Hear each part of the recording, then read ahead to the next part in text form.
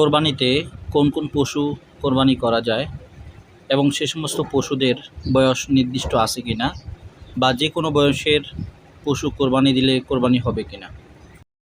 কোরবানির পশুর বয়স হলো একটি ওট পরিপূর্ণভাবে 5 বছর হতে হবে, একটি গরু পরিপূর্ণভাবে 2 বছর হতে হবে, একটি ছাগল বেড়া দুম্বার জন্য 1 বছর।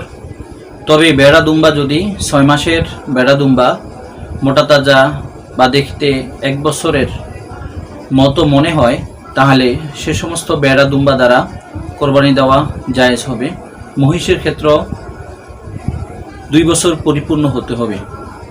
সম্মানিত দর্শক শ্রোতাবিন্দু, আমরা অনেক সময় গরুর ক্ষেত্রে আমরা বয়স নির্ধারণ না করে বা ছাগলের ক্ষেত্রে বয়স নির্ধারণ না করে কোরবানি দিয়ে দিই।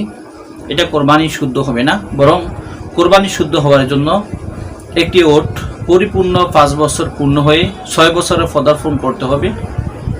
গরুর ক্ষেত্রে পরিপূর্ণ 2 বছর হতে হবে। বর্তমান সময়ে অনেক খামারিরা গরু মোটা তাজাকরণের বিভিন্নভাবে ভিটামিন খাইয়ে গরুকে অল্প সময়ে মোটা তাজা করে দেয়। এতে অনেক হৃষ্টপুষ্ট মোটা তাজা হলেও হবে না, বরং গরু পরিপূর্ণ 2 বছর পূর্ণ হয়ে 3 বছরে পদার্পণ করতে হবে।